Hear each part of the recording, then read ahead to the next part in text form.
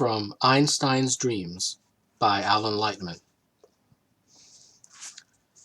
8 May 1905. The world will end on 26 September 1907. Everyone knows it. In Bern, it is just as in all cities and towns. 1 year before the end, schools close the doors. Why learn for the future with so brief a future? Delighted to have lessons finished forever, children play hide and seek in the arcades of Kramgasse, run down Aarstrasse, skip stones on the river, squander their coins on peppermint and licorice. Their parents let them do what they wish. 1 month before the end, businesses close. The Bundeshaus halts its proceedings. The Federal Telegraph building on Speichergasse falls silent. Likewise, the watch factory on Lippestrasse, the mill past the Nidec Bridge. What need is there for commerce and industry with so little time left? At the outdoor cafes on Amtagasse, people sit and sip coffee and talk easily of their lives. Liberation fills the air. Just now, for example, a woman with brown eyes falls in speaking to her mother about how little time they spent together in her childhood, when their mother worked as a seamstress. The mother and daughter are now planning a trip to Lucerne. They will fit 2 lives into a little time that remains. At another table, a man tells a friend about a hated supervisor who often made love to the man's wife in the office coat room after hours and threatened to fire him if he or his wife caused any trouble. But what is there to fear now? The man has settled with the supervisor and reconciled with his wife. Relieved at last, he stretches his legs and lets his eyes roam over the Alps. At the bakery on Marktgasse, the thick-fingered baker puts dough in the oven and sings. These days people are polite when they order their bread. They smile and pay promptly, for money is losing its value. They chat about picnics in Fribourg, cherished time listening to the children's stories, long walks in mid-afternoon. They do not seem to mind that the world will soon end because everyone shares the same fate.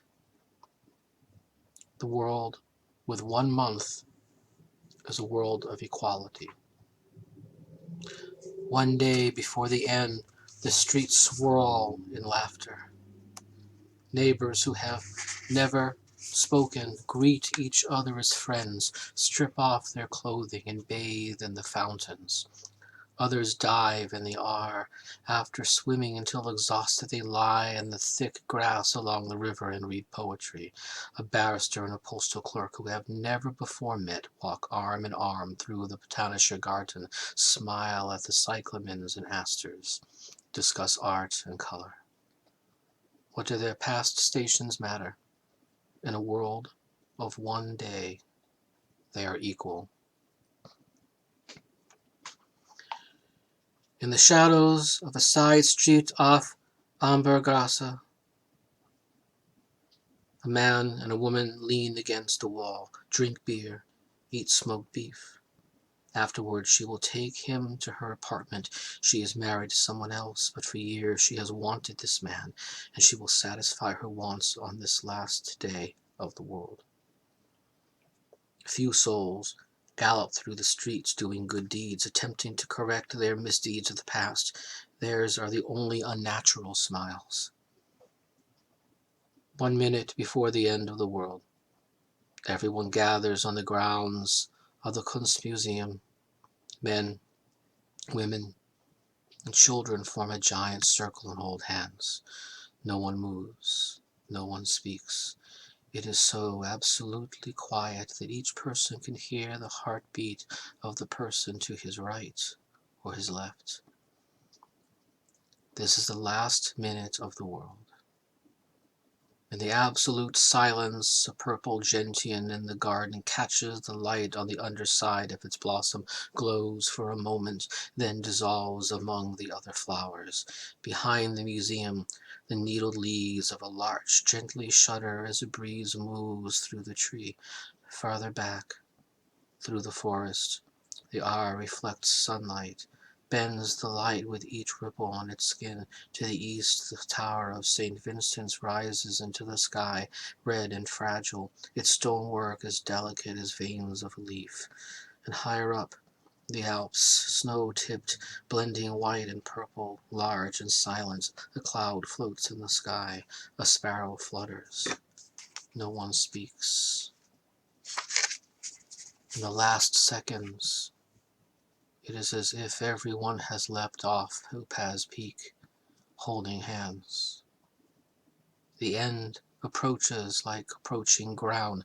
Cool air rushes by, bodies are weightless.